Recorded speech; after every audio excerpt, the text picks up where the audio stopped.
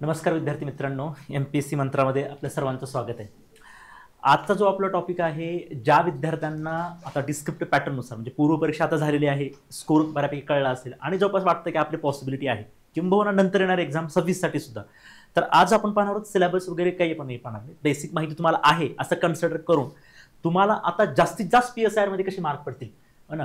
आपली एक वेगळी बॅच बरेच विद्यार्थी इन्क्वायरी करतात, सर PSIR ची बॅच आहे, तर काही आपली मेंटरशिपची बॅच प्लस काही महत्त्वाचे टॉपिक्सवर लेक्चर प्लस टेस्ट सिरीज आणि प्लस 1 to 1 आपण मेंटरशिप पण देणार आहोत आणि प्लस ह्या सर्व गोष्टी आणि बेसिक महत्त्वाच्या टॉपिकवर सुद्धा आपण प्रॉपर लेक्चर पण घेणार आहोत। अशी सुद्धा एक आपली batch mentorship come fast track अशी बॅच आपली आलेलीच आहे किंवा त्याबद्दल तुम्ही इन्क्वायरी करू शकता।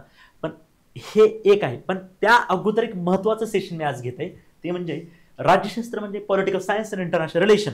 राज्यशास्त्र आंतरराष्ट्रीय संबंध हा जो ऑप्शनल आहे, यामध्ये साधारणतः 350 पेक्षा जास्त गुण कसे आपल्याला प्राप्त करता येईल। लक्षात घ्या, ज्या विद्यार्थ्यांनी ऑप्शनलला जर एवढे मार्क आलेच तर खूप पॉसिबिलिटी एक क्लास 1 याच अटेम्प्टला तुम्हाला मिळून जाईल। त्यामुळं एक आहे विषय समजून घेणं। आता असं समजा की कन्सिडर करा की सर माझा विषय आता झालेला आहे किंबहुना झाला नसेल तर बॅचच्या माध्यमातून होईल किंवा स्वतःच मी सेल्फ प्रिपेअर करत असेल, पण एकदा फक्त अभ्यास होणं यामुळेच तुम्हाला मार्क पडतील असं नाही। त्यासाठी अभ्यासापेक्षा काहीतरी एक स्टेप वेगळी पाहिजे, तेव्हा तुमचे 300, 350, 350 पेक्षा जास्त मार्क तुम्हाला या ठिकाणी मिळू शकतात। तर त्यासाठी विशेष आणि ही जी स्ट्रॅटर्जी अंमलबजावणी करण्याच्या पूर्वी नेमकं कुठले पॉइंट्स तुम्हाला लक्षात घ्यावे लागतील त्याबद्दल आहे। म्हणजे माझा ठीकठाक अभ्यास झालेला आहे, आता मला मार्क घ्यायचे, मला आता उत्तर लिखाण करायचे, तर मी काय करू, विशेष काय करू, वेगळेपणा काय करू। लक्षात घ्या लेक्चर काय आहे की माझे मार्क्स फक्त मार्क्स मला 200-250 मार्क घ्यायचे नाहीत, मला 350च्या आसपास मार्क्स घ्यायचे, त्यापेक्षा जास्त घ्यायचे। तर त्यासाठी काहीतरी वेगळेपणा पाहिजे, त्यासाठी काहीतरी विशेष पाहिजे, त्यासाठी काहीतरी युनिक पाहिजे। ते काय आहे, तर ही जी सूत्र आहेत ते आपण ही सूत्र या ठिकाणी डिस्कस करू किंबहुना हे जर तुम्ही अंमलबजावणी केलात तर नक्कीच यश मिळेल, यात मला तरी सध्या तरी अशी काही शंका वाटत बहुतांशी वाटत नाही। त्यामुळे पाहूया काय आहे हे सूत्र, काय हे टेक्निक जे आपल्याला PSIR मध्ये मार्क देऊ शकते। लक्षात घ्या, पहिल्यांदा नोटबुक घ्या, सर्व महत्त्वाचे पॉईंट्स जे वाटतात सर्व लिहा आणि अंमलबजावणी करा। जो फक्त ऐकून सोडून द्याल तर त्याला काय अर्थ नाही, नंतर पश्चाताप होईल। त्यामुळे व्यवस्थित करा, नंतर काही चर्चा असेल, प्रश्न असतील, परत काही तर कमेंटमध्ये सांगा। तर येता आपण एक 40 ते 45 मिनिटांमध्ये हे सगळं समजून घेणार आहोत। सगळे नोट डाऊन करून घ्या, महत्त्वाचे पॉईंट्स आहेत, मी ते जास्त एक्सप्लेन करणार नाही, सर्व इम्पॉर्टंट पॉईंट्स तुम्हाला या ठिकाणी डिस्कस करणार आहे। तर चला आपण चालू करूया, व्यवस्थित लक्ष देऊन ऐका। बघा, आता हे महत्त्वाचं काय, आता अभ्यास तर तुम्ही एकदा रिडिंग झाली असेल किंबहुना चांगली रिडिंग झाली असेल किंवा झाली नसेल, तर सगळ्यांसाठीच महत्त्वाचे पहिल्यांदा 3 पॉईंट्स लक्षात ठेवा। काय सांगते हे बघा, अभ्यासक्रम आणि मागील वर्षाच्या प्रश्नांचा खुलासा। सर्वात महत्त्वाचं हे आहे, पहिल्यांदा काय करायचं तर पहिल्यांदा मागच्या वर्षीचे प्रश्न बघायचे। कुठले बघायचे सर, MPSC चे सुद्धा 2006, 7, 8, 9, 10 चा जो पिरियड आहे, इथले सुद्धा प्रश्न तुम्हाला एक आयडिया देऊ शकतात। मागच्या वर्षीचे MPSC चे जुने पॅटर्नचे तुम्हाला पेपर बघावे लागतील। एक नसेल ते भेटत, कुठं इंटरनेटवर भेटतीलच, नसेल भेटले तर मग काय करायचं, UPSC चे जे पेपर झालेले आतापर्यंत मागच्या 5-10 वर्षांमध्ये त्यातले प्रश्न बघायचे। लक्षात येते काय, त्याच्या आसपासच प्रश्न येतील। UPSC ला थोडं डिफिकल्ट असू शकतात, पण त्यातले जे कोर वर्ड्स, ज्या वर्ड्सवरती ज्या सिलेबसमध्ये जे महत्त्वाचे पॉईंट्स दिलेत, सिलेबसमध्ये पॉईंट्स दिलेत, तर UPSC ने सुद्धा कोणत्या पॉईंट्सवर विचारलेला आहे याचा अर्थ आपल्या लक्षात येतं। आणि त्याचबरोबर राज्यसेवेचे आतापर्यंत झालेले जे प्रश्नपत्रिका आहेत, जसं म्हटलं 2006, 7, 8, 9, 10, 11 पर्यंत, तर त्यावरती बघा, हे खूप महत्त्वाचं आहे। यावरून तुम्हाला कशावर फोकस करायचं कळतं आणि आपण नंतर आपल्या बॅचमध्ये सुद्धा त्यावरच फोकस करणार, तेच असे मुद्दे असणार आहेत। म्हणजे ऑब्व्हियसली काही टॉपिक्स असे असतात, ते टॉपिक केले की तुमचा पूर्ण PSIRचा अभ्यास होतो, मी ते सांगणार आहे कोणते टॉपिक आहेत। आणि प्लस MPSC किंवा UPSC ने ज्या टॉपिकवर फोकस केले असे टॉपिक सुद्धा एक सेपरेट आपण त्या टॉपिकवर बोलणारच आहे, तर ते तुम्हाला पाहणं गरजेचं आहे। हे पहा, पहिला पॉईंट हे लक्षात घ्या, अत्यंत महत्त्वाचा टॉपिक आहे। साधा सोपा जरी वाटत असला तर तुम्ही दुर्लक्ष करू नका प्लीज, पुन्हा पश्चातापात नका पडू। ओके, हे झालं, एकदा तुम्ही अभ्यास केला, तुम्हाला कळालं की कशावर फोकस करायचे, इम्पॉर्टन्स काय आहेत मागच्या प्रश्नपत्रिकेवरून, पहिला पॉईंट हे करायचे। दुसरं काय करायचे, रटाळपेक्षा अत्यंत महत्त्वाचं, दुसरा तेवढाच महत्त्व, एकदा टॉपिक कळाले आता त्याला समजून घ्या। ऑप्शनल कसं आहे, बराच वेळा GS ला पोरं थोडंसं पाठांतर करून चालतात, इथं संकल्पना स्पष्ट करणार होते आणि मोजून किती आहेत, मी नेहमी PSIRच्या लेक्चरमध्ये सांगत असतो, जे जुने विद्यार्थी असतील त्यांना माहिती असेल। पेपर 1 मध्ये जर बघितलं तर चॅप्टर नंबर 8 विचारधारा हा केला की संपला। पेपर 1 बऱ्यापैकी, पेपर 1 मधला पार्ट A ऑलमोस्ट संपला आणि पेपर 1 मध्ये पार्ट B जो आहे त्यातले फक्त तुम्ही साधारणतः 30, 35, 40 अशा कॉन्सेप्ट केल्या की पेपर संपला। संपला याचा अर्थ काय झालं, ते कोर आहे, ते बेस आहे, ते रूट्स आहेत, ते केलं इतर टॉपिक ऑटोमॅटिक व्हायला लागतात किंबहुना खूप कमी वेळ लागतो, हे लक्षात घ्या. गाढव सारखं पहिला चॅप्टर दुसरा नाही, महत्वाचे टॉपिक ते कॉन्सेप्ट क्लिअर करा. जसं मी आता येणाऱ्या मेंटरशिप कम फास्ट बॅच जी छोटी बॅच असणार आहे 10-15 लेक्चरची, त्याच्यामध्ये चॅप्टर 8च घेणार आहे. एकदा 8 घेतला ना याचा टॉपिक तुम्हाला इझी पडतो, तुम्ही स्वतः प्रिपेअर करू शकता. तसं करायचं. आणि त्यानंतर उत्तर लेखन, आणि त्यानंतर मग काय करायचंय, उत्तर लेखन प्रॅक्टिस करायचे. प्रॅक्टिस करा. सिनियर असतील त्यांना दाखवा, टीचर असतील त्यांना दाखवा, किंवा आम्हाला लिहून पाठवा. लिहिल्याशिवाय गत्यंतर नाही. कळलं? हे 3 मुद्दे लक्षात घ्या. स्क्रीनशॉट घ्या. काही ह्याच्यावर डाऊट असेल पहिल्या स्लाइडवर परत मला कमेंटमध्ये लिहा. 3 मुद्दे क्लिअर अशा पद्धतीने करा. नेक्स्ट आता आपण काय केले, म्हणजे आता पेपर 1 आहे, पेपर 2 आहे. पेपर 1 मध्ये पार्ट ए म्हणजे विभाग अ, विभाग ब, तसंच पेपर 2 मध्ये विभाग अ, विभाग ब असे सेक्शन आहेत. 250 मार्काचे पेपर आहेत. आता ह्या पेपर 1 मधला जो आहे, पेपर 1 कशावरचा आहे, ह्या पार्ट ए राजकीय सिद्धांत, दुसरा आहे भारतीय राजकारण पार्ट बी. ठीक आहे. 125 मार्क 125 मार्क म्हणून पेपर किती 250 मार्काचा असतो. आता बघा पेपर 1 मध्ये मी हे सांगतोय, उत्कृष्ट चांगले मार्क, इतरांपेक्षा जास्त मार्क घ्यायचे असतील तर त्याचा फॉर्म्युला आहे. मग काय करू सर, अभ्यास झाला समजायला लागले, पण काय वेगळं करू. वेगळं करू म्हणजे कुठं, उत्तर लिखाणामध्ये काय वेगळं असलं पाहिजे. माझं उत्तर लिखाणामध्ये बघा, आता पेपर 1 मधला पार्ट ए जो आहे सगळा आहे भारतीय म्हणजे विचारधारेवर अवलंबून आहे. काही विचारधारा आहेत त्याच्यावरतीच पूर्ण पार्ट अवलंबून आहे. 2च पार्ट आहेत लक्षात घ्या. या पेपर 1 मध्ये जो पार्ट ए आहे त्याच्यामध्ये 2च इम्पॉर्टंट आहे. एक आहे विचारधारा नावाचा टॉपिक, आणि त्याच्यावर याचा टॉपिक अवलंबून आहे. त्यामुळे हा झाला की ऑटोमॅटिक याचे टॉपिक्स होतात, लिहून घ्या. आणि दुसरं आहे थिंकर्स, विचारवंत है ना, Karl Marx, Gandhi, Hannah Arendt, बरोबर आहे, आंबेडकर, प्लेटो, अरिस्टोटल असे विचारवंत विचारतात. हे 2 मेन टॉपिक, हे मेन टॉपिक झाली बहुतांश तुमचा पार्ट ए कम्प्लीट होतो. याच्यावर फोकस करायचं. मग आता ह्याच्यामध्ये हा जो विचारवंत आहे, याच्या विचारवंतामध्ये ज्या संकल्पना आहेत त्या पहिल्यांदा क्लिअर करायची. आता मी काय म्हणतोय, मी जे सांगतोय की सिद्धांतकारांचं महत्व आहे. सिद्धांतकार म्हणजे विचारवंत बद्दल बोलत आहे. प्लेटो, अरिस्टोटल असेल, त्याचबरोबर ह्याच्यामध्ये विचारधारेबद्दल बोललं जाते. काय दिले, प्रश्न समजा एखादी विचारलेला आहे, विभाग 1 मध्ये समजा एखादी प्रश्न विचारलेला आहे, राजकीय सिद्धांताबद्दल प्रश्न आहे. विभाग ए हा राजकीय सिद्धांतावरच अवलंबून आहे. जे काही 9-10 टॉपिक आहेत याच्या अवतीभोवती फिरतात. जस्ट फिरतात. मग काय म्हणते बघा, केवळ सिद्धांतकारांची मते लिहिणे पुरेसे नाही, त्याची तुलना इतर सिद्धांतकारांशी करा आणि समतोलाचे. हा महत्वाचं काय म्हणते की जो काही प्रश्न विचारलेला आहे, समजा एखादी तुम्हाला कळलं की हा या सिद्धांतावर, या राजकीय सिद्धांतावर आहे किंवा या राजकीय विचारवंतावर आहे, तेवढंच न करता इतर सिद्धांतकारांशी सुद्धा तुलनात्मक दृष्टीने लिहिणं गरजेचं आहे. विचारले लिबरलिझम बद्दल, विचारले उदारमतवाद्यांशी निगडीत प्रश्न आहे, तर फक्त उदारमतवाबद्दल पूर्ण 1.5 पेज लिहू नका, कारण 10 मार्काला 1.5 पेज आहे. आणि साधारणतः 2.5 ते 3 पेजेस 15 मार्काला किंवा 20 मार्काचा प्रश्न असल्यानंतर तेवढे पेजेस दिले जातात. हे पेजेस ब्लँक असतात, तुम्हाला उत्तर लिहायचं असतं. मग समजा प्रश्न जर उदारमताबद्दल विचारलेला आहे, उदारमतवादी विचारधारेबद्दल विचारलेला आहे, त्याच्याशी निगडीत आहे, तर फक्त ते तर लिहिणं गरजेचंच आहे. जास्तीत जास्त त्यावर लिहिलं पाहिजे.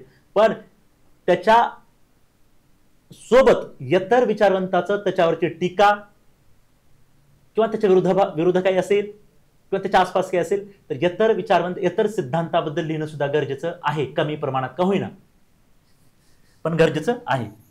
हे मुलं फक्त तेवढंच लिहितात, पुढे जातात, मार्क पडत नाही. पडतात, सामान्य मार्क पडतात. त्यामुळे हा पॉईंट एक नोट डाऊन करून घ्या. दुसरा आहे प्रत्येक शास्त्रीय सिद्धांताचा आधुनिक संदर्भाशी जोड करा. म्हणजे जो काही सिद्धांत विचारलेला आहे, जो काही विचारलेला आहे, त्या सिद्धांताला आजच्या आधुनिक जगासोबत सुद्धा कनेक्ट करता येते. बघा, समजा प्रश्न विचारलेला आहे समाजवादी विचारधारा, समाजवादी सिद्धांत विचारलेला आहे, समाजवादाचं लिहा प्लस मेन तेच लिहा. त्याचबरोबर उदारमतवादी, स्त्रीवादी, उत्तर आधुनिकतावादी हे जे सिद्धांत आहेत त्यांच्याबद्दल कसं तुम्हाला कमी वेळेमध्ये 2-4 ओळीमध्ये त्यांचं थोडं मेन्शन करता येईल, त्यांच्याबद्दल एक ओळी लिहिता येईल, हे पण तुम्ही करता आलं पाहिजे. आणि हे करत असताना प्लस आधुनिक समाजवाद आजच्या काळामध्ये, चालू भारतामध्ये, चालू जगामध्ये सुद्धा कसा समाजवाद आहे त्याच्यावर 1-2 ओळी लिहिता आलं तर खूप सुंदर राहील. अर्धा मार्क नक्की एक्स्ट्रा पडेल, हे लक्षात घ्या, नक्की पडेल. येतं कोणी लिहित नाही. त्यामुळे आजच्या कंडिशनमध्ये, आजच्या करंट अफेअर्समध्ये, आजच्या आधुनिक जगाशी सुद्धा ती विचारवंत कशी जोडता येते का, त्याचं सुद्धा एखादी 1.5-2 लाईन लिहिता आली पाहिजे. कसं लिहायचं ते लेक्चरमध्ये सांगेल. माहित असेल तर उत्तर लिहून पाठवा. हे करता आलं पाहिजे. नोट डाऊन करून घ्या. आधुनिक उपयोजन, योजन म्हणजे आधुनिक काळामध्ये त्याचा वापर कसा करता येईल त्याच्याबद्दल काही लिहिता येतं का. आणि साहजिकच आहे उत्तर लेखन सूत्र असतं, त्यासाठी वेगळं मी घेणारच आहे. कळलं. हे पेपर 1 मधल्या विभाग ए म्हणजे पार्ट ए बद्दल मी बोललो. आता पार्ट बी मध्ये काय असतं. पार्ट बी मध्ये आहे है ना आपलं जे कॉन्स्टिट्यूशन आपण शिकतो, राज्यघटना आणि भारतीय शासन, जे आपण जीएस पेपर 2 मध्ये शिकतो त्याच्याबद्दलचा हा पार्ट असतो ऑलमोस्ट. ओके. त्याच्यामध्ये काय फक्त ह्याच्यामध्ये सांगितलेलं आहे. या पार्टमध्ये काय, राज्यघटनेच्या पलीकडे जा. म्हणजे उत्तरामध्ये राज्यघटनेबद्दल विचारले तर तुम्ही कलमाबद्दल लिहिणार. कलम लिहावंच लागतं. बरेच जर तेही लिहित नाहीत. मी तर असं कन्सिडर बोलतोय की मी टॉपर लोकांशी बोलतोय, ज्यांचा अभ्यास चांगला आहे.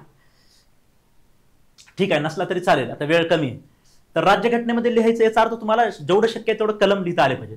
जेवढं शक्य आहे त्या जो काही प्रश्न विचारलेले त्याचं राज्यघटनेमध्ये कलम, उपकलम किंवा राज्यघटनेची स्टॅच्युटरी बॉडी, संविधानिक बॉडी, संविधानिक आयोग कनेक्ट करता आलं पाहिजे. राज्यघटनेचे कलम आले पाहिजेत, हे पहिला मुद्दा. पण त्याच्या पलीकडे जा असं मी म्हणतो, तर तुम्हाला मार्क पडते. ओके.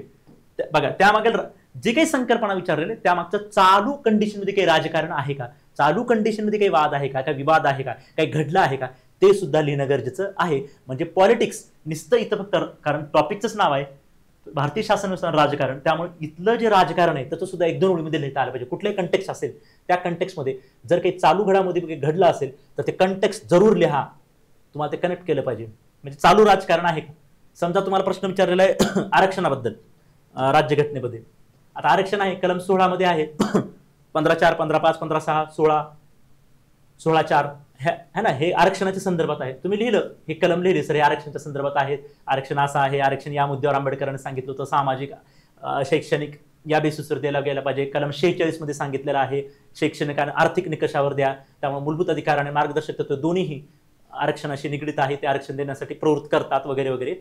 हे कारण आहेत आरक्षणाचे फायदे तोटे. पण तुम्हाला चालू आरक्षणाचं राजकारण काय आहे, सध्या कंडिशन राजकारणाबद्दल काय चालू आहे, कुठली समिती आहे किंवा काय घडलेलं आहे त्याचं सुद्धा 2-3 ओळीमध्ये लिहिता आलं पाहिजे. हा सुद्धा एक महत्त्वाचा मुद्दा या ठिकाणी घ्यायला पाहिजे. दिले चालू घडामोडीचे एकत्रीकरण करता आलं पाहिजे. त्यामुळे पेपर बी जो आहे याच्यामध्ये सर्वात महत्त्वाचं आहे करंट अफेअर्स. जेवढं जास्त तुम्हाला कनेक्ट करता येईल तेवढं चालू घडामोडी कनेक्ट करणं हे बघायची गरज आहे. मी पार्ट ए मध्ये म्हणजे विभाग अ जो होता याच्या अगोदरचा, याला मी करंट अफेअर्सचे जास्त सांगितलं नाही, तिथं तेवढं महत्व नाही, इथं मात्र जास्त महत्व. कळलं. बघा एकदम महत्वाचे पॉईंट्स आहेत सगळे.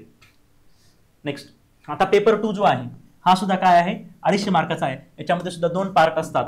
पार्ट ए म्हणजे विभाग ए हा 125 मार्काला आणि विभाग ब हा सुद्धा 125 मार्काला, म्हणून 250 मार्काचा हा पेपर असतो. बघा आता यामध्ये P4 दृष्टिकोन वापरायचे. काय P4 2 political structure, political culture, political process आणि सध्याचे प्रॉब्लेम याचा अभ्यास करणं गरजेचं. म्हणजे काय विभाग ए जो आहे तो तुलनात्मक राज्यशास्त्र आहे, तुलनात्मक राजकारण या ठिकाणी आहे. इंडिया आहे, US आहे, इतर राष्ट्र जे आहेत अवतीभोवती, साऊथ एशिया आहे, युरोप आहे, USA आहे, रशिया आहे, याच्यासोबत आपण तुलनात्मक अभ्यास करतो. म्हणजे भारतीय राजकारण असं आहे, भारतीय शासन प्रणाली अशी आहे, तर US ची अशी आहे, फ्रान्सची अशी आहे, युरोपची अशी आहे, रशियाची अशी आहे ना, चायनाची अशी आहे, मार्क्सवादी राष्ट्रामध्ये असं आहे, उदारमतवादी राष्ट्रामध्ये असं आहे. असंच आपण शिकतो ज्याने अभ्यास केला असेल. तर हे तुलनात्मक जे आहे ना ते करत असताना काय करा म्हणतं ते त्या त्या राष्ट्रामधलं तिथली संस्कृती, तिथली प्रक्रिया, तिथली निवडणूक प्रक्रिया, तिथलं राजकारण ह्याचा तुम्हाला अभ्यास असणं गरजेचं आहे. तेव्हा तुम्ही तुलनात्मक दृष्ट्या लिहिणं सोपं होतं. तर P4 दृष्टिकोन इथे वापरता आला पाहिजे. जेव्हा आपण हा पेपरचा अभ्यास करू तेव्हाही मी तुम्हाला अजून त्या ठिकाणी उदाहरणं त्या ठिकाणी मी तुम्हाला सांगेन. पण जे घरगुती अभ्यास करता ज्यांना शक्य नाही क्लास लावणं वगैरे, तर त्यांनी या दृष्टिकोनातून हा अभ्यास करणं गरजेचं आहे. आणि जो विभाग 2 आहे म्हणजे आंतरराष्ट्रीय संबंध, पेपर 2 मधला शेवटचा पार्ट बी आंतरराष्ट्रीय संबंध, याच्यामध्ये बघा 3C लक्षात ठेवा. 3C काय आहे, एक आहे कंटेक्स्ट, म्हणजे समजा टॉपिक काय असतं त्याच्यामध्ये इंडिया USA है ना, India south Asia, India Pakistan, India Russia, India China है ना, असे टॉपिक असतात आंतरराष्ट्रीय संबंधामध्ये. बरोबर आहे. म्हणजे आपल्याला आंतरराष्ट्रीय संबंध करायचे तर ऑब्व्हियसली भारताचा इतर राष्ट्रासोबत काय संबंध आहे त्याच्याबद्दलचा अभ्यास करायचे. बेसिक तिथं सगळं दिलेलं असतं. तुम्ही स्पेसिफिकली 3 गोष्टींचा अभ्यास करा. पार्श्वभूमी म्हणजे भारत आणि रशियाचा अभ्यास करतात, त्याची पार्श्वभूमी म्हणजे हिस्टॉरिकल बॅकग्राऊंड तुम्हाला बघण्याचं, थोडं इतिहास त्याचा बघणं गरजेचं आहे. तुम्ही डायरेक्ट जर आजचा अभ्यास चालू केला, आज काय घडायला लागले, तेलचा इश्यू सध्या चालू आहे है ना, अमेरिकेपासून भारत थोडा दूर जाताना दिसतोय, तेलचा इश्यू, ट्रम्प आलेले आहेत, हे डायरेक्ट वाचू नका. पूर्वीपासून आपला आणि रशियाचं कसं रिलेशन आहे याची एक ऍटलिस्ट आयडिया घ्या. आता ती कधी येईल आयडिया, जेव्हा एखादी स्टोरी फॉर्म मध्ये तुम्ही समजून घ्याल कंटेक्स्ट 1947 पर्यंत आजपर्यंत. त्यामुळे पार्श्वभूमी, हिस्ट्री त्याची माहीत असणं गरजेचं आहे. मग हिस्ट्री पाठ नका करू, फक्त आयडिया घ्या की नेमकं आपले रिलेशन कसे होते, ते चांगले होते, वाईट होते, स्थिर होते, ते कधी कधी बदलले. बघा कधी बदल झाला हे महत्वाचा पॉईंट आहे. बदल कधी झाला, 1947 ते 50 कसे होते, पुन्हा 50 ते 70 मध्ये वेगळे झाले, परत 70-71 पासून थोडे वेगळे झाले, परत 90 ते 96 परत वेगळे आहेत, परत 96 पासून चेंज होत गेले ते परत आता, आणि त्यामध्ये काही ड्रास्टिक बदल, आता ते कसे रिलेशन वाढत गेले. मध्यंतरी अमेरिकेसोबत आपले संबंध सुधारताना कसे स्थिर झाले आणि परत आता ते हाईटला चालेल. वाटलंच एक मॅप सुद्धा काढू शकता तुम्ही. ओके, चांगले रिलेशन थोडे खराब व्हायला लागले, परत वाढायला लागले, परत स्थिर झाले, परत वाढायला लागले, परत स्थिर झाले, परत वाढायला लागले, परत खाली यायला लागले. एखादी असा तुम्ही मॅप सुद्धा तुमच्या अंडरस्टँडिंग रिव्हिजनसाठी काढू शकता. मग हे एकदा कळलं आणि हे करत असताना मग हे जे चेंजेस झाले ज्या ज्या ठिकाणी, समजा आपण म्हटलं खाली चाललेत, तरी कुठल्या कारणामुळे, वर चाललेत कुठल्या कारणामुळे आणि कधी, वर्ष, चेंज होण्याचं वर्ष, रिलेशन सुधारण्याचे किंवा खाली येण्याचे किंवा स्थिर असण्याचे ते वर्ष माहीत पाहिजेत आणि त्याचे कारण माहीत पाहिजेत. एवढं जरी कळलं तर तुम्हाला एक पार्श्वभूमी कळते, मग जास्त तुम्हाला करण्याची गरज नाही. ओके, त्यानंतर मग हे सगळं कळलं, मग आता काय चालू आहे, आता चालू म्हणजे आताच नाही, 2-4 महिन्यामध्ये ऍटलिस्ट 1-2 वर्षाचं वातावरण तुम्हाला माहित पाहिजे, ऍटलिस्ट 1 इयरचं तरी वातावरण माहित पाहिजे. काय चालू आहे सध्याची स्थिती कशी आहे, चांगली आहे, वाईट आहे, कुठल्या कारणामुळे आपण जवळ येतोय, कुठल्या कारणामुळे आपले रिलेशन खराब होत आहेत, सद्यस्थिती साधारणतः ऍटलिस्ट 1-1.5 वर्षाची स्थिती आणि त्याचे परिणाम काय होतात ह्या 2 रिलेशनचे. तर अशा पद्धतीने केला तर कमी वेळेमध्ये जास्त होऊ शकतं. ओके, त्याची पार्श्वभूमी, सद्यस्थिती आणि परिणाम अशा फॉर्मॅटमध्ये केलं तर थोडं सोपं होतं, बऱ्यापैकी कव्हर होतं, असं मला म्हणण्याचा या ठिकाणी उद्देश आहे. हे झालं आंतरराष्ट्रीय संबंध. बाकी तुमचा सुद्धा वेगळा फॉर्मॅट असेल तर सांगा, त्या पद्धतीने किंवा त्याही पद्धतीने करू शकता. आता इथं अजून एक महत्त्वाचा पॉईंट मी सांगितलेलं आहे, बऱ्याच विद्यार्थ्यांचा असतो, खास करून UPSCचे विद्यार्थी जेव्हा विचारत असतात सर स्कोर होत नाही, तेव्हा मी नेहमी हा पॉईंट सांगत असतो की कनेक्शन करायला शिका पेपर 1 आणि पेपर 2चं. IMPSCचे विद्यार्थी सुद्धा ते करणारच आहेत, कारण तुलनेने MPSCचे प्रश्न सोपे असणार आहेत, यात काही शंका नाही. मग मार्क्स कसे पडतील, उत्तर तर सगळेच लिहिणार आहेत, मार्क्स कसे पडतील तर मी आतापर्यंत जे पॉईंट सांगितले सगळे अंमलबजावणी त्याचे करावी लागेल. त्याचबरोबर हा एक महत्त्वाचा पॉईंट आहे, पेपर 1 पेपर 2चं एकत्रीकरण है ना. जसं इथं दिलेलं आहे की पेपर 1 मध्ये हक्क नावाचा टॉपिक आहे, तसंच पेपर 2 मध्ये मानवी हक्क नावाचा टॉपिक आहे.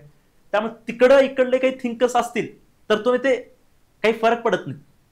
काही विद्यार्थ्यांचं असं असतं पेपर 1 मधलं सर इकडले थिंकर मी तिकडे वापरू शकता, असं काही नाही, पण कंटेक्स्ट समजला पाहिजे. काहीतरी वेगळेच विचारले तुम्ही जाणून बुजून तिथं आणताय असं नाही. तिथं जर संदर्भ लागत असेल तर नक्की तुम्ही आणू शकता. एक समजा सार्वभौमत्व है ना, सोव्हर्निटी नावाचा टॉपिक आहे पेपर 1 मध्ये, आणि पेपर 2 मध्ये जागतिकीकरण ग्लोबलायझेशन टॉपिक आहे, तर तुम्ही लिहू शकता सार्वभौमत्व आणि जागतिकीकरणचं कनेक्शन करू शकता ना. कारण सार्वभौमत्व आहे याचा अर्थ माझ्यावर यंत्रांचा परिणाम झालेला नाही, माझ्यावर इतर जगाच्या शासनांचा परिणाम झालेला नाही, माझे निर्णय मी स्वतः घेऊ शकतो, हा झाला सार्वभौमत्वाचा अर्थ. आणि जागतिकीकरणामध्ये काय आहे, जागतिकीकरणामध्ये काय झालेलं आहे, आपल्या देशाच्या सीमा आता राहिलेल्या नाहीत, आपल्या देशाचे इतर देशाशी संबंध वाढलेले आहेत आणि त्या इतर देशाचा निर्णय घेतल्यामुळे आपल्या देशाच्या निर्णय प्रक्रियेवर सुद्धा फरक पडलेला आहे. म्हणजे याचा अर्थ काय आहे, सार्वत्रिकरणावर जागतिकीकरणाचा परिणाम झालेला दिसून येतो. म्हणजे असे तुम्ही कनेक्ट करताना तुमचे पॉईंट्स तयार होतात, विविध पॉईंट्स तयार होतात. त्यामुळे कुठं कुठं बघा, आणि बराच वेळा आपला पॉईंट तयार करता येत नाही, वेळेवर आठवत नाही. मुळात हे आठवण्याचा विषयच नाही, विषय खूप सोपा आहे. तुम्ही फक्त इकडले टॉपिक आणि इकडले टॉपिक जरी आणलेत ना तर कसं कनेक्ट करता येईल एवढं जरी विचार केला तर ऑटोमॅटिक पॉईंट्स तयार होतात. लक्षात येईल का. आता पॉवर नावाचा एक, आता पेपर 1 मध्ये आयडिओलॉजीज, पॉलिटिकल आयडिओलॉजीज म्हणजे विचारधाराचा टॉपिक आहे. त्याच्यामध्ये उदारमतवादी आहे, स्त्रीवादी आहे, समाजवादी आहे, मार्क्सवादी आहे, हे सगळे असे विचारधारा आहेत, बरोबर, गांधीवादी आहेत हे. आणि पेपर 2 मध्ये सुद्धा काय, पॉलिटिकल आयडिओलॉजी इन आयात, आंतरराष्ट्रीय संबंधाच्या विचारधारा आहेत. त्याच्यामध्ये सुद्धा परत आयडियलिझम म्हणजे आदर्शवाद आहे, जो की उदारमतवादीशी सिमिलर वाटतो. तिकडे सुद्धा समाजवाद आहे, मार्क्सवाद आहे, फक्त मार्क्सवाद तिकडे पण आहे, तिकडे इकडे पोस्ट मॉडर्निझम आहे, इकडेही मॉडर्निझम आहे, म्हणजे बरेच सारखे. त्यामुळे तुम्ही उत्तर लिहित असताना तुम्हाला जर पेपर 1चं उत्तर लिहित आहे विचारधारेसंबंध, आणि तुम्हाला जर एखादे उदाहरण देत असताना तुम्हाला वाटलं की IR चं उदाहरण मी तर देऊ का, तर देऊ शकता. फक्त त्याचा संदर्भ असला पाहिजे आणि शॉर्टमध्ये लिहिता आलं पाहिजे. त्याचं मग जास्त एक्सटेन्शन करायचं नाही, शॉर्टमध्ये फक्त जस्ट 1-2 लाईन टच करून उदारमतवाद्यांचा प्रश्न विचारलेला आहे समजा पेपर 1 मध्ये, तर तुम्ही सांगू शकता की उदारमत्वाचं उदाहरण जागतिक राजकारणामध्ये जर पाहिलं तर अमेरिका हे सर्वोत्कृष्ट एक उदारमत्वाचं उदाहरण आतापर्यंत दिसून येत होतं. परंतु अलीकडच्या काळामध्ये ट्रम्प यांचे निर्णय हे उदारमतवादी विचारधारेशी विरोधाभासी दिसत आहे. आता मी जरी ट्रम्पचं अमेरिकेचं उदाहरण तिकडलं पेपर 2च आहे ना हे आंतरराष्ट्रीय संबंध, पण मी पेपर 1 वापरू शकतो. असं मला उदाहरण द्यायचंय तर मी तिकडे वापरू शकतो, किंवा तिकडे मी काहीतरी उत्तर लिहितोय आणि इकडली एखादी संकल्पना करायची असेल तर काही फरक पडत नाही. फक्त ते संदर्भ योग्य असला पाहिजे आणि ते शॉर्ट मध्ये असलं पाहिजे, एवढंच पाळा. तुमचे पॉइंट्स जास्त तयार होतील, कारण कंटेंट माहिती तुम्हाला भरपूर असेल ना मग यूज करण्यासाठी. हा एक मुद्दा झाला. दुसरा एक मुद्दा असा आहे बघा, पेपर 1 आणि पेपर 2 मध्ये मूलभूत फरक काय आहे, खूप लोकांचा प्रश्न असतो. पेपर 1 काय आहे, सिद्धांत आहे, थेअरी आहे, सिद्धांत आहे. आणि पेपर 2 काय आहे, ऍप्लिकेशन आहे, उपयोजन आहे, त्याचा वापर करा. म्हणजे एकदा सिद्धांत तुम्ही अभ्यास केला, सिद्धांताचा हे सिद्धांत म्हणजे कॉन्सेप्ट आहे, एकदा हे समजले ना, ह्याचे वापर तुम्हाला इथं खूप करता येतो. एकदा कॉन्सेप्ट समजली की उदाहरणं देता येतात. एखादी कॉन्सेप्ट समजली की त्याचे उदाहरण तुम्ही क्रिएट करू शकता, जर समजलं तर. मग इथं समज आहे, इथं उदाहरण आहेत. मग का आपण वापरू नये, इथं सिद्धांत विचारलाय तर गरज पडल्यानंतर सिद्धांताला प्रूफ करण्यासाठी उदाहरण द्या इकडले. इथं उदाहरण येतं ऑलरेडी, मग हे उदाहरण जे देतोय त्याच्या मागची संकल्पना काय तर इकडून घेऊन या. ठीक आहे. बघा आता हे पेपर 1 पार्ट ए बद्दल बघा, सिद्धांत हेच मेन टॉपिक आहे खूप. सिद्धांत, पॉलिटिकल आयडियोलॉजी, वेगवेगळे सिद्धांत, विचारधारा, पॉलिटिकल थिअरी, राजकीय सिद्धांत असतील, राजकीय विचारधारा असतील, हाच मेन टॉपिक असतो. ह्याच्यामध्ये काय सांगितलं बघा, सिद्धांतकारांचे मत फक्त वर्णन करू नका, कारण यावरच प्रश्न जास्त असतात. कशावर प्रश्न जास्त असतात, विचारधारा किंवा सिद्धांत, याच्यात थोडासा फरक असतो, पण ठीक आहे. याच्यावर मग मी याच्यावरतीच पेपर असतो असं म्हणलं तरी चालेल. हाच बेस पार्ट आहे, जो कुठं आहे, पेपर 1 पार्ट ए मध्ये. बघा टॉपिक आहेत राजकीय विचारधारा, राजकीय सिद्धांत. हे समजले की पॉलिटिकल सायन्स सोपं होतं. मग आता बघा त्याच्याबद्दलच मी बोलतोय. सिद्धांतकाराचे मत फक्त वर्णन करू नका, वर्णन, विश्लेषण, उपयोजन हे 2 करा. वर्णन करतात म्हणजे काय विचारलंय, जसं मी आता सांगितलं की तुम्हाला जर स्त्रीवादाबद्दल प्रश्न विचारला असेल, स्त्रीवाद सिद्धांत सांगा, स्त्रीवादी विचारधारा सांगा, तर तेवढंच नका सांगू. त्याच्यावर म्हणजे काय हे नका सांगू, त्याची मूलभूत संकल्पना नका सांगू. काय करा, इतर सिद्धांतकाराच्या टीकेचा समावेश करा. म्हणजे उदाहरणार्थ त्यांनी दिलेलं बघा, जॉन रॉल्सच्या न्यायाचा सिद्धांत सांगा असं म्हटलं तर ते सांगाच, मोस्टली तेच लिहा 70-80% किंवा 75% ते लिहा की जॉन रॉल्सच्या न्यायाचा सिद्धांत सांगा. पण त्याच्यावर ज्यांनी टीका केली असेल, त्याच्या विरोधात जे विचारधारा आले असतील, किंवा जेव्हा जॉन रॉल्सचा न्यायाचा सिद्धांत आला तो कुणाचा तरी विरोध करूनच सिद्धांत दिला असेल ना, अगोदरचे न्यायाचे सिद्धांत त्याला आवडले नसतील, तेव्हाच त्याने हे नवीन सिद्धांत आणला असेल. मग कोणत्या विचारधारेचा, कोणत्या सिद्धांताचा त्याने विरोध केला असेल, ते विरोधाभास, ते पार्श्वभूमी तुम्हाला लिहिणं गरजेचं आहे. डायरेक्ट तुम्ही सिद्धांत हा आहे आणि संपला असं नाही. तो कसा आला, कोणत्या विचारधारेच्या विरोधात आला, ती विचारधारा पण पाहिजे, तो सिद्धांत पण पाहिजे, आणि नंतर 70% कंटेंट त्याचं, आणि शेवटी मग 10-20% कंटेंट मध्ये त्याला सुद्धा विरोध करणारे, त्याच्यानंतर सुद्धा काही सिद्धांत आले असतील, काही विचारधारा असतील, तर त्याचाही उल्लेख करणं गरजेचं आहे. तर म्हणजे याचा अर्थ फक्त एका विचारधारा, एका सिद्धांत नसून अवतीभोवतीचे सुद्धा लिहिणं गरजेचं आहे, कमी प्रमाणात. ठीक आहे. आणि त्याचा उपयोग, मग त्या सिद्धांताचा वापर कसा करता येईल. म्हणजे उदाहरणामध्ये मी हे सांगत असतो की समजा समाजवादाबद्दल प्रश्न विचारलेला असेल तर तुम्ही समाजवाद तर सांगाच, मार्क्सवादी विचारधारा, ओके, त्याच एक ब्रँच आहे समाजवादातून आलेली, मग तुम्ही समाजवाद तर सांगताच आहे. पण तुम्हाला हे पण लक्षात आलं पाहिजे की मग समाजवादी पासून जे वेगळे, त्याच्यावर टीका करणारे जे विचारधारा दुसरे आहेत, ते स्त्रीवादी असतील किंवा उदारमतवादी स्त्री, त्यामध्ये सुद्धा काय प्रकार, उदारमतवादी स्त्रीवादी असतील, क्रिटिकल फेमिनिस्ट असतील, एन्व्हायरमेंटलिस्ट फेमिनिस्ट आहेत, ब्लॅक फेमिनिस्ट आहेत, यांच्यामध्ये सुद्धा क्रिटिसिझम कर, त्यांचं सुद्धा एक अर्ध्या लाईन मध्ये, एक लाईन मध्ये, डिपेंडिंग मध्ये मार्क्स आणि टाइम आणि स्पेस, किती स्पेस आहे त्याला अनुषंगाने तुम्हाला ते लिहिता आलं पाहिजे. किती वेळ शिल्लक आहे, किती वेळ आहे, किती मार्काचा प्रश्न. जास्त मार्काचा असेल, उत्तर लिहून तुम्हाला वाटते स्पेस भरपूर आहे, तर तिथं तुम्ही जास्त थोडं लिहू शकता. पण हा तुमचा एक स्मार्ट डिसिजन आहे, म्हणजे किती लिहायचं. म्हणून मी general depending on the question मी म्हणतो, डिपेंडिंग ऑन द क्वेश्चन. पण लिहायचं एक सर्वसाधारण 70 ते 80% तोच कंटेंट लिहायचा जो विचारलाय, आणि त्याच्या अवतीभोवती मग थोडंसं एक 15-20% तुम्ही लिहू शकता. परत ब्रॅकेटमध्ये सांगतोय, depending on the space, depending on the context of question, question कसा फ्रेम केलेला आहे त्याच्यावर सुद्धा किती लिहायचं, किती नाही लिहायचं, एकच ओळ लिहायचे का, 2 ओळ लिहायचे का, 4 ओळ लिहायचे, हे त्यावर अवलंबून. पण थोडंफार लिहिणं गरजेचं आहे, हा त्याचा मुद्दा आहे. इतर विचारधाराबद्दल लिहिणं गरजेचं आहे, आणि त्याचा वापर मग जसं मी म्हटले, समजा आता प्रश्न विचारलेला आहे की बाबा आता गांधीचा सर्वोदय म्हणून विचारला त्यांनी, तर गांधीचा सर्वोदय तर तुम्ही लिहाच, पण त्या गांधीच्या सर्वोदयाचा आजच्या भारतामध्ये, आजचा चालू भारतामध्ये उपयोग कसा होईल तसं ते 1-2 ओळीमध्ये लिहा हे सांगते. म्हणजे थोडक्यात काय, सिद्धांताचे प्रश्न असतील, विचारधारेचे प्रश्न असतील, विचारवंताचे प्रश्न असतील, त्याचं पार्श्वभूमी, त्याच्या अवतीभोवतीच्या इतर विचारधारा सुद्धा लिहिणं गरजेचं आहे, भले ते टीकात्मक दृष्टिकोनातून असतील तर. प्रश्नच विचारलेला आहे, समजा गांधीच्या विचारधारेची टीका करा, मग प्रश्नच्या टीका करा म्हणल्यानंतर सगळ्या टीका आल्या पाहिजे, तिथं सगळ्या विचारधारेच्या टीका आल्याच पाहिजे, तिथं सरळ सरळ विचारलेलंच आहे. पण मी म्हणतोय की समजा विचारलं जरी नसेल तरी सुद्धा शॉर्ट मध्ये थोडं लिहिणं गरजेचं असतं. शॉर्ट मध्ये पण, खूप शॉर्ट मध्ये. ठीक आहे, वर्णन, फक्त वर्णन नका करू, विश्लेषण करा, आणि त्याचा उपयोग, त्या संकल्पनेचा उपयोग कसा होऊ शकतो. गांधीचा सर्वोदयाचा संकल्पनाचा उपयोग कसा लिहिणार 2 ओळीमध्ये. सर्वोदय म्हणजे काय, सर्वांचा उदय आहे, सर्वांचं कल्याण आहे, त्यामध्ये खास करून साहजिकच गोरगरीब वर्ग आहे. तर सर्वोदयाची संकल्पना सांगण्यासाठी त्यांनी कशा संकल्पना सांगितली, ट्रस्टशिप नावाची एक संकल्पना सांगितली. मग कसं कराल तुम्ही, फक्त सत्य, अहिंसा, प्रेम याचा वापर करून का.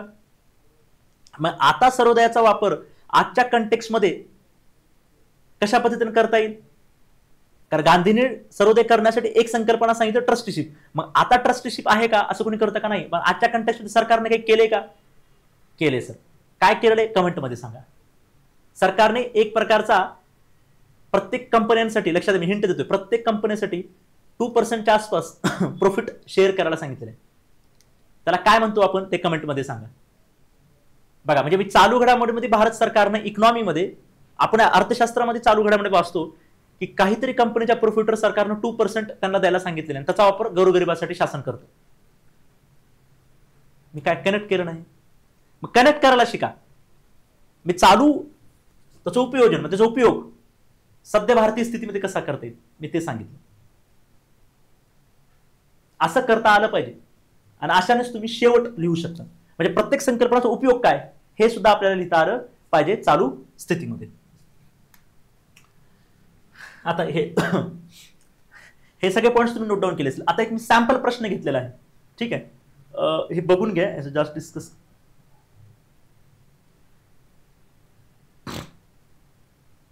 आता लास्ट आपण एक सॅम्पल प्रश्न की नॉर्मल उत्तर लोक कसं लिहितात आणि एक सर्वोत्कृष्ट उत्तर कसं असू शकतं त्याचं एक सॅम्पल आपण पाहतोय. बघा, प्रश्न काय, समजा भारत हे कल्याणकारी राज्य आहे, हे विधान समालोचनात्मकपणे परीक्षण करा, है ना, क्रिटिकली इव्हॅल्युएट करायचं तुम्हाला हे. आता हे कल्याणकारी राज्य आहे ठीक आहे, पण ह्याचं काय करा, परीक्षण करा, तपासून पहा म्हणले. ह्याला समालोचनात्मक पद्धतीने कहा, म्हणजे ह्याच्यावरचं विरोधाभास, ह्याची टीका सुद्धा तुम्ही इथे लिहू शकता. आता सामान्य उत्तर काय की बाबा सुरुवात करायची, इंट्रोडक्शन. काय केलं, समजा एखादी जनरल विद्यार्थी जे करतात ते मी इथे एक लिहून आणलेलं आहे की भारत हे कल्याणकारी राज्य आहे, हे विधान आपल्याला परीक्षण करून पाहिजे. सुरुवात, भारत हे कल्याणकारी राज्य आहे, राज्यघटनेतील निर्दिष्ट तत्वामध्ये याचा उल्लेख आहे, गरीब हटाव, शिक्षण, आरोग्य यावर सरकारने योजना राबवलेल्या आहेत, आणि यामुळे हे कल्याणकारी राज्य अजून तरी पूर्ण अस्तित्वात आलेलं नाही, अडचणी आहेत, पण भारत कल्याणकारी राज्यच आहे. तेव्हा असे लिहितात, हे लिहिलेलं आहे विद्यार्थ्यांनी, बहुतांश विद्यार्थ्यांनी. हे युपीएससीला विद्यार्थ्यांनी लिहिलेलं आहे, राज्यसेवेचं तर मला माहित नाही अजून काय करणार आहेत, हे असे लिहितात. हे उत्तर अस्पष्ट आहे, सखोलतेचा अभाव आहे, प्रश्नच नाही. कसं असलं पाहिजे माझं इंट्रोडक्शन, असं असलं पाहिजे, तेच घेऊन आणि त्याच्या अवतीभोवतीचं थोडंफार लिहून झालं. कसं लिहू शकता तुम्ही, तुमच्याकडे जर काही वेगळी पद्धत असेल तर मला सांगा, इंट्रोडक्शन मध्ये कमेंट मध्ये सांगा, मी तुम्हाला त्यावरती लगेच आमच्या टीमला रिप्लाय द्यायला सांगेन. आता बघा, ह्याला 2-3 पद्धतीने तुम्ही लिहू शकला असतात. कसं, तुम्हाला 300+ पुढे जायचंय. भारत एक कल्याणकारी राज्य, मान्य मला, भारत एक कल्याणकारी राज्य आहे. याचं मग तुम्ही काय करायचं, डायरेक्ट हेच वाक्य रिपीट करण्यापेक्षा, किंवा हे कुठं आहे हे बरोबर आहे की राज्यघटनेतील निर्दिष्ट तत्वामध्ये कलम 38 असेल, 39 असेल, 40 असेल, 46 असेल, हे लिहा. हे सुद्धा लिहिणं गरजेचं आहे. हे कलम लिहिणं गरजेचं आहे, मी नाही म्हणत नाही. कलम लिहा, हे सुद्धा एक चांगलं इंट्रोडक्शन आहे. पण ह्याच्या पलीकडे मी वेगळं काय करू शकतो का सर, अजून मला ते सांगा इतरांपेक्षा. तर ह्याची पार्श्वभूमी द्या. आता प्रश्न काय आहे, भारत कल्याणकारी राज्य आहे हे स्पष्ट करा किंवा त्याचं परीक्षण करा. हे कुठलं आहे, पेपर 1 मध्ये, पेपर 1 आणि पार्ट बी मध्ये आहे, बरोबर आहे.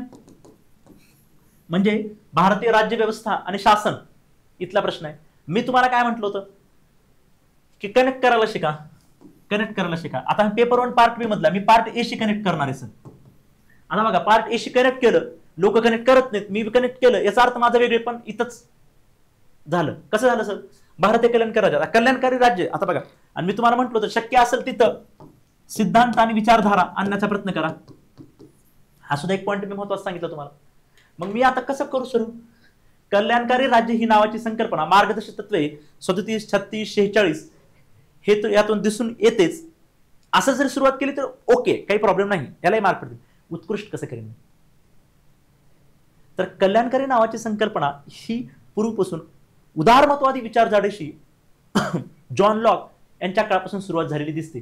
कालांतराने या उदारमतवादीमध्ये आधुनिक उदारमतवाद असेल किंवा कल्याणकारी उदारमतवादी, त्यातून हे कल्याणकारी राज्य नावाची संकल्पना उदयास येऊन ते समाजवाद्यांनी सुद्धा त्यामध्ये कार्ल मार्क्स पासून सॉरी मग थोडं समाजवाद्यांमध्ये सुद्धा ही आधुनिक नावाची संकल्पना आलेली दिसून येते. म्हणजे मी काय केलं, कल्याणकारी राज्याला कुठल्या संकल्पनेशी, कुठल्या विचारधारेशी, कुठल्या सिद्धांशी कनेक्ट आहे सांगितलं. प्लस मी तर थिंकर्सची नाव पण विचारवंताची घेतली. कल्याणकारी नावाची संकल्पना ही पूर्वीपासून म्हणजे ऐतिहासिक दृष्टिकोनातून पाहता ही जॉन लॉक पासून सुरुवात होऊन, म्हणजेच शास्त्रीय उदारमतवादीपासून अप्रत्यक्ष होऊन त्याचं मूळ रूप जे पहिल्यांदा उघडकीस आलं ते म्हणजे आधुनिक उदारमतवाद्यांशी, आणि त्याचं एक वेगळं रूप आपल्याला समाजवाद्यांशी, समाजवादी विचारधारेशी सुद्धा निगडीत झालेलं दिसून होतं. आणि त्याचं प्रतिबिंब भारतामध्ये वेगवेगळ्या पंचवार्षिक योजनेतून किंवा पंचवार्षिक नको असेल त्याचं प्रतिबिंब भारतामध्ये भारतीय राज्यघटनेच्या मार्गदर्शक तत्वामध्ये दिसून येतं. मी काय काय कनेक्ट केलं परत रिपीट करून पहा, मी काय बोललो आता. मी विचारधारा कनेक्ट केली, मी पेपर 1 ला कनेक्ट केलं, आणि मार्गदर्शक तत्वे किंवा मी पर्टिक्युलर समजा सांगितलं कलम 37 आहे, 38 आहे, 39 आहे, मी कलमाशी राज्यघटनेशी कनेक्ट केलं. म्हणजे माझे इंट्रोडक्शन 3 लाईनच्या च्यामध्ये मी विचारधारा कनेक्ट केली, इतर पेपरलाही कनेक्ट केलं, आणि ज्या पार्ट बी मधून आलेले त्या राज्यघटनेला मी कनेक्ट केलं, त्या कलमाला पण कनेक्ट केलं. आणि मी सांगत असताना थोडा इतिहासही सांगितला, आणि आता चालू परिस्थितीमध्ये कुठल्या घटनेमध्ये तेही सांगितलं. आलं लक्षात. तर ते एक उत्कृष्ट असं राहू शकतं. असं उगं काहीतरी त्याच्या अवतीभोवती फिरण्याला अर्थ नाही. इथे पण दिले बघा, इथे बघा, आता मी एक पद्धत सांगितली, अजून एक दुसरी पद्धत. कल्याणकारी राज्य संकल्पना औद्योगिक क्रांतीनंतर पाश्चिमात्य देशातून, ज्यामध्ये राज्य नागरिकांना सक्रिय भूमिका बजावते. आता ह्याच्यापेक्षा बेटर मी तुम्हाला सांगितलं, औद्योगिक क्रांतीनंतर साहजिकच उदारमतवादी आणि खास करून आधुनिक उदारमतवादी विचारधारेतून जन्माला आलेली संकल्पना आहे. ती आज समाजवाद्यांनी त्यामध्ये काही फेरबदल करून स्वीकारलेली आहे, असे तुम्ही लिहू शकता. आणि ते भारतीय राज्यघटनेमध्ये प्रस्तावना मूलभूत हक्क निर्दिष्ट तत्वामध्ये दिसून येते. आणि तुम्हाला जर ऍड करायचं असेल तर कलम नंबर पण ऍड करू शकता. हे झाले इंट्रोडक्शन. अशा पद्धतीने लिहू शकता 3 ते 4 लाईन मध्ये. त्याच्यामध्ये मग हा, आता भारत कल्याणकारी राज्य आहे त्याचे परीक्षण करा म्हणलं, आहे तर त्याचे कारण द्यावे लागतील. का आहे, प्रस्तावनेतून ते दिसून होतं. हे त्याचे कलम आहेत, प्लस वेगवेगळ्या योजना सरकारने राबवलेल्या आहेत, म्हणजे आपण उदाहरणं पण दिलेली आहेत. ओके. त्याचबरोबर न्यायालयाचा सुद्धा दृष्टिकोन आपल्याला सांगावा लागेल. न्यायालयाने सुद्धा वेळोवेळी सांगितलेलं आहे की भारत सरकारनं अशा पद्धतीनं काम केलं पाहिजे. यावरून दिसून होतं वेगवेगळ्या योजना भारत अपंगांसाठी असतील, दिव्यांगांसाठी असतील, महिलांसाठी असतील, मुलांसाठी वेगळं असतील, ह्या सर्व राबवलेल्या आहेत. त्यासाठी कायदे सरकारने राबवलेले आहेत, फक्त योजनाच नाही. त्यामध्ये तुम्हाला काय उदाहरणं जे आठवतील ते उदाहरणे देऊ शकता तुम्ही. त्याचबरोबर सर्वोच्च न्यायालयाचे निर्णय आहेत, हे तुम्ही दिलं. आता एवढ्यावर चालेल का, परीक्षण करा म्हणलं, टीकात्मक परीक्षण करायचं. त्याच्या विरोधामध्ये दिसून पण येत नाही. खास करून 1990 नंतर जेव्हा आपण एलपीजी धोरण स्वीकारलं, आणि ते स्वीकारल्यानंतर आपल्यामध्ये जर कल्याण करायचं होतं, कल्याण जरी करत असलो तरी सुद्धा कल्याणकारीमध्ये असमानता वाढता कामा नये. असमानता प्रचंड वाढलेली. हे कशातून दिसून येतं, मी आता अर्थशास्त्राकडे चाललोय, गिनी कोएफिशियंट नावाचा इंडेक्स जो आहे त्यातून मला असमानता वाढलेली दिसून येते. त्यामध्ये दारिद्र्याचं प्रमाण जरी घटत असली तर संख्यात्मक दृष्ट्या आजही प्रचंड प्रमाणात दिसत आहे. आजही जवळपास 90% प्रॉपर्टी ही जवळपास पहिल्या 1% लोकांकडे असल्याचं दिसून येतं. मग कसली कल्याणकारी लढे जातो आपण दोन्ही बाजू सांगता आल्या पाहिजेत. आणि शक्य असेल ना कोणत्याही प्रश्नाला त्याच्या बाजूनं आणि त्याच्या विरोधात सुद्धा आपल्याला काही करता त्याची उलटी बाजू त्याची दुसरी बाजू सुद्धा आपल्याला पडताळून जरी विचारली नसेल तर कमी शब्दामध्ये 2 line 1 line 3 line depending on the space time मी म्हटलेलं आहे कंटेक्स्ट ऑफ द क्वेश्चन किती वेळा कसं विचारलेलं आहे त्यावर पण लिहिता आलं पाहिजे शॉर्ट तरी. आणि जर सरळ विचारलं इथे विचारलेलंच आहे की परीक्षणच करा समालोचनच घ्या त्याचं बघा दुसरी बाजू खरंच आहे का. मग त्यासाठी तुम्हाला दारिद्र्य किती आहे संख्यात्मक किती आहे अपंगावर होणारे शोषण काय आहे महिलांना होणारं शोषण काय आहे SC STचं आरक्षणाचे प्रश्न आहेत आरक्षण देऊनही आज स्थिती काय आहे तसा डाटा तुम्हाला या ठिकाणी लिहिता आला पाहिजे. जेवढा डाटा लिहाल ते सुद्धा गरजेचं आहे कारण प्रूफ मिळतो ना. नुसतं तुम्ही कमी आहे असं म्हणणं आणि त्याच्या ते प्रूफ करण्यासाठी जर डाटा दिला तर नक्कीच तुम्हाला चांगले मार्क पडतात कारण तुम्हाला प्रूफ द्यावा लागेल. तुम्ही प्रशासनात जात आहात लक्षात घ्या प्रशासनात जात आहात प्रशासनामध्ये फक्त शब्दांवरून चालेल का नाही त्या शब्दाला वेटेज आलं पाहिजे आणि ते वेटेज कसं येईल त्यासाठी काही ते प्रूफ पाहिजे. त्यासाठी डाटा ह्या मेन्ससाठी ऑप्शनलसाठी खूप गरजेचा असतो प्रूफ देण्यासाठी. इथं ओके हे उत्तर एकदा बघून घ्या स्क्रीनशॉट घ्या. मग त्याचबरोबर मग अंमलबजावणीची खाई मग कम आहे बाबा आव्हाने पण आहेत आम्ही बघितलं तर आव्हाने पण आहेत हे बऱ्याच गोष्टी अजूनही झालेल्या नाहीत हे आपण तर लिहिलेले कसं. आणि शेवटी निष्कर्ष हा जनरली पॉझिटिव्ह असला पाहिजे. असं म्हणता येईल की भारताच्या आदर्श निश्चित कल्याणकारी राज्याचा आहे पण प्रत्यक्षात तो एक विकासमान कल्याणकारी राज्याचा आहे. भ्रष्टाचार अपुरी तरलता अकार्यक्षमता वितरण व्यवस्था या मोठ्या अडथळ्या सुद्धा दिसत आहेत. म्हणजे आहे बाबा आहे आपण काम केलेलं पण आहे तरी पण काही प्रमाणात समस्या आहेत. दोन्ही बाजू आपण सांगितलेले म्हणजे एक समतोल साधण्याचा प्रयत्न या ठिकाणी केलेला आहे. जनरली बॅलन्स अप्रोच समतोल अप्रोच असणं गरजेचं आहे निष्कर्षामध्ये सुद्धा. ठीक आहे. आता एक महत्वाचा पॉईंट हा पॉईंट लक्षात घ्या वरचा काय लघु टिपा तयार करा म्हणजे काय शॉर्ट नोट्स तुमच्याकडे असल्या पाहिजे. म्हणजे एखादी पॉईंट आहे हे लक्षात घ्या समजा समाजवाद आहे उदारमतवाद आहे हक्क नावाचा टॉपिक आहे राज्य नावाचा टॉपिक आहे विचारधारा आहे विचारवंत आहे प्रत्येकाचे काही शॉर्ट नोट्स असल्या पाहिजेत.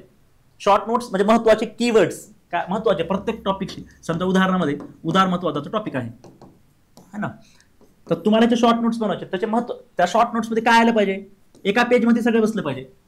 उदारमत म्हणजे काय त्याचे कीवर्ड्स काय असले पाहिजेत समजा व्यक्तिता इंडिव्हिज्युअल व्यक्तिता व्यक्ती फोकस व्यक्ती केंद्रित. दुसरा शब्द कीवर्ड आला पाहिजे स्वातंत्र्य. तिसरा आला पाहिजे धर्मनिरपेक्षता न्याय. चौथा आला पाहिजे कायद्याचे राज्य है ना घटनावाद नियंत्रित सरकार व्यक्तीचे स्वातंत्र्य दिलेलं आहे व्यक्तिता इंडिव्हिज्युअलिझम फ्रीडम न्याय rule of law constitutionalism limited government. लक्षात म्हणजे प्रत्येक जसं मी हे सांगितलं उदाहरणाचे कीवर्ड्स आता ह्या कीवर्ड्सच आहेत या कीवर्ड वरतीच हे कीवर्ड्स त्या टॉपिक बद्दल लिहित असताना आलेच पाहिजे शक्यतो. तर प्रत्येक टॉपिकच्या शॉर्ट नोट्स तुमच्या जवळ असल्या पाहिजेत महत्वाचे कीवर्ड्स आले पाहिजेत. शक्य असेल तर आपण ते सुद्धा आपल्या बॅचमध्ये देण्याचा प्रयत्न करतो. म्हणजे एक रिव्हिजनच्या वेळेस तुम्हाला शेवटचा टप्पा आहे शेवटचा 4 दिवस राहिले त्यावेळेस तुम्ही काय करणार एवढे 5 तुमच्याकडे असणाऱ्या नोट्स किंवा तुमच्याकडे असणारे पुस्तकं त्यातून हे शक्य होत नाही. त्यामुळे आतापासूनच काय करा प्रत्येक टॉपिक समजल्यानंतर त्यातले महत्वाचे शब्द बाजूला करा. आपण सुद्धा आपल्या बॅचमध्ये देण्याचा प्रयत्न करूया कोणते महत्वाचे कीवर्ड्स आहेत. आणि एखादी मॉक टेस्ट वगैरे शक्य असेल तर लावा कारण खूप गरजेचं आहे कारण बरेच विद्यार्थी फ्रेश आहेत. शक्य असेल तर लावा कारण परत अटेम्प्ट येत नाही. जेणेकरून काय होईल जर तुम्ही टेस्ट लावली तर ऍटलिस्ट तुमची उत्तर चेक होतील तुम्हाला फीडबॅक मिळेल उत्तरामध्ये कशी सुधारणा करायची हे आज सगळ्या तुम्हाला समजा काही ट्रिक्स सांगितल्या त्याची अंमलबजावणी करून तपासून पाहणे तेवढं गरजेचंच आहे.